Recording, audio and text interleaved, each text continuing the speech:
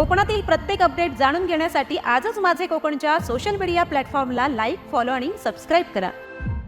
रायगडमध्ये मागील काही दिवसांपासून कायदा आणि सुव्यवस्थेवरच प्रश्नचिन्ह उपस्थित करणाऱ्या घटना घडत असल्याने प्रशासन आणि यंत्रणांच्या चिंतेत भर पडली आहे। रायगड जिल्ह्यात अल्पवयीन मुलींवरील सातत्याने वाढणाऱ्या अत्याचाराच्या घटना आता चिंतेचा विषय होऊ लागल्यात। रायगड जिल्ह्यातील कर्जत पोलीस ठाणे हद्दीत अवघ्या 5 वर्षाच्या निरागस चिमुकलीवर लैंगिक अत्याचार झाल्याचा धक्कादायक प्रकार समोर आलाय। शाळेतील बसमधील क्लीनरनेच हे कृत्य केले असून या प्रकरणी पोक्सो कायद्याअंतर्गत गुन्हा दाखल करण्यात आला असून पोलिसांनी या नराधमाला अटक केली आहे।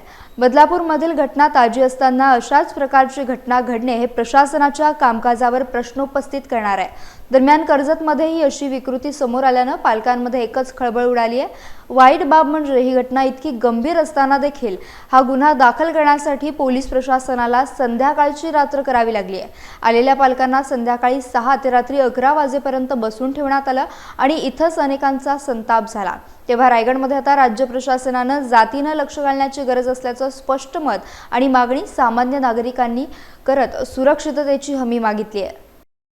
आणि माझी जी पुतणी आहे ही एक शाळेमध्ये जाते। त्या शाळेमध्ये जाताना तो ज्या बसचा कर्मचारी आहे तो कर्मचारी रोजच्या मुलींना पाठी धमक्यावून मांडीवर घेऊन बसत असे आणि त्यांचं लैंगिक शोषण करते आणि त्यांना ही गोष्ट घरी न सांगण्यासाठी पण त्या मुलींवरती दबाव आणला जात होता की ही घरी गोष्ट सांगायची नाही।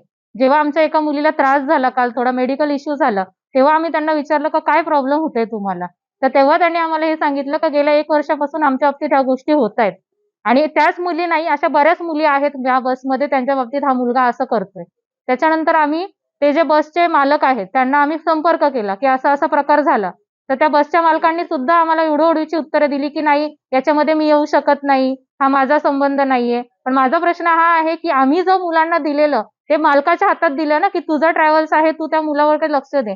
मग त्यांनी पण जे मुलं त्यांनी अपॉइंट केलेली जे क्लीनर म्हणून असो का बस ड्रायव्हर म्हणून असून त्यांची प्रॉपर जी घाणेरडी मुलं नाहीयेत अशी चांगली व्यक्ती ठेवायला पाहिजे होते। ते झाल्यानंतर आम्ही पोलीस स्टेशनला आलो की त्या मग मालकाकडून त्याच्यावरती काही ऍक्शन घेण्यात नाही आली म्हणून आम्ही पोलीस स्टेशनला आलो।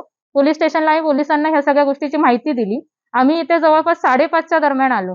आता 11 वाजता आम्हाला आमची FIR ची कॉपी हातामध्ये मिळते आणि त्याच्यानंतर ज्या व्यक्तीने वदप गावातला तो करण नाव काय पूर्ण त्याचं? करण दीपक पाटील हा जो मुलगा आहे वदप गावातला, ह्या मुलाने इतकं घाणेरडं कृत्य केल्यानंतर त्याच्या गावाचा जो सरपंच आहे रोहित पाटील प्लस त्याचे जे मित्रवर्ग त्यांच्या ज्या गटाचे आहेत, ज्या कुठल्या राजकीय गटाचे आहेत, सगळे इथे आम्हाला येऊन दबाव देत आहेत का तुम्ही मिटवून घ्या, तुम्ही सगळ्या गोष्टी हे करा। माझा प्रश्न हा आहे की हे जर त्यांच्या घरात झालं असतं तर त्यांनी ही गोष्ट मिटवली असती का? मग तुम्ही जर चुकीच्या व्यक्तीला सपोर्ट करताय ना, आम्ही पण इथलेच नागरिक आहोत ना, आम्ही ते आमचे रीतसर कंप्लेंट दिलेली आहे की आमचं तर हेच म्हणणं आहे की पोलिसांनी कुठल्याही प्रकारे त्या मुलाला जामीन नाही द्यावी आणि त्याच्यावरती जी काही त्या कायद्यानुसार जी कठोरात कठोर शिक्षा आहे ती त्याला देण्यात यावी। 5 वर्षाची आहे, स्कूलला जाते, बसने जाते, सकाळी जाते, दुपारी येते। बसमध्ये जो क्लीनर आहे त्याचं नाव आहे करण दीपक पाटील। ह्याने मुलीसोबत जे अश्लील कृत्य केलंय त्याची त्याला कठोर शिक्षा मिळावी हीच आमची मागणी आहे। आणि त्याला जे मागून सपोर्ट करतात त्याला सपोर्ट करणारे लोक म्हणजे त्यांच्या गावातले वदपचे सरपंच शिंदे गटाचे रोहित पाटील आणि त्यांचे मित्र, हे असे 50 लोक आज आम्हाला दबाव देण्यासाठी पोलीस स्टेशनला आले होते। सो माझी एक विनंती आहे पोलिसांना आणि जनतेलाही की त्यांच्यावरती ही काही कारवाई व्हावी आणि आम्हाला त्याचा न्याय मिळावा।